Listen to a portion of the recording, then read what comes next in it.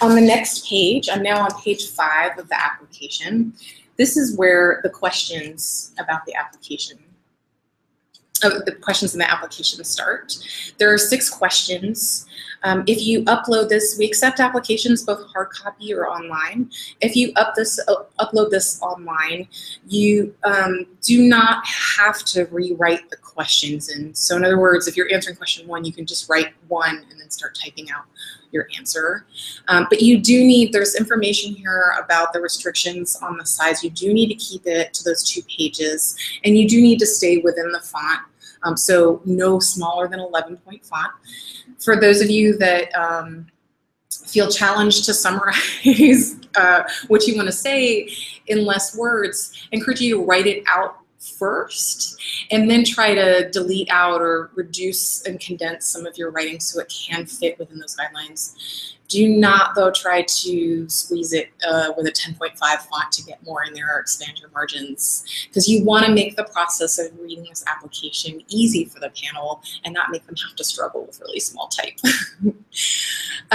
The other thing when you're approaching writing this main part of the application is that if writing is not your strength, or even if it is, a lot of us have a hard time writing about our own art practice and what it is that we do. One thing that you could do is have a friend or someone you work with interview you and ask you the questions and record what you're saying. You can use a smartphone, a cell phone, or some sort of audio recorder, and just have them talk to you. Don't think about the application, just talk from your heart. And for most of us, there will be really great gems that come out of that process that you can then transcribe and write down and use in your application. So if the thought of a blank page and trying to address these questions shuts you down creatively, that might be another approach to how to do this application. So the first question that you see here says, summarize your Art for Change, your Art for Social Change project. This is exactly as it says, meant to be an overall summary of what the project is that you're doing. So what is the project that you're proposing? Who do you think is going to be part of it? Again, you're going to have areas later we can talk more about the audience, but we just want a general overview in this question of what the project is that you're proposing. Question number 2 asks why is this project important to you? And this is where you are going to talk about your personal connection to whatever the issue is that you're working on. So if you are working with survivors of domestic violence, doing a writing workshop, this might be a place where you talk about family members, your own personal experiences, some reason why this is an audience or community that you want to work with. If your project is addressing gentrification in your neighborhood and you are questioning your role in that process, if you're someone in that demographic, you might write there about how you've been grappling with those issues and how do you find affordable housing without displacing communities that have been there for a long time. You might write about that here. If you're someone that, for your whole life has felt marginalized, that you weren't represented in the media, and now you want to create videos that you feel do provide that reflection for you, talk about what that meant to grow up without a reflection of yourself in the media and why you want to create these images. For number 3, this is a 2-part question, so parts A and B. Part A says, as part of this process, you were asked to identify the social change intent of your project.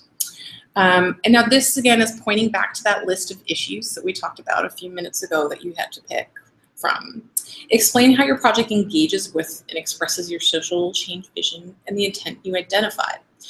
So this is where, for example, if you pick racial justice, that you need to connect for the panel how this project fits into a larger racial justice movement or analysis. So what I mean by that is, as a filmmaker, which I am, when I applied for the Leeway Grant before I was on staff here, I wrote about how I make films that feature women of color in the main roles as well as on the cast and crew, and that even though I wasn't single-handedly going to change the media landscape with my work that I was creating, that I at least was joining in a sort of larger movement that's calling for more diversity in our media, as well as for those of us that were acting and being a crew in the project, all improving our technical skills and ability.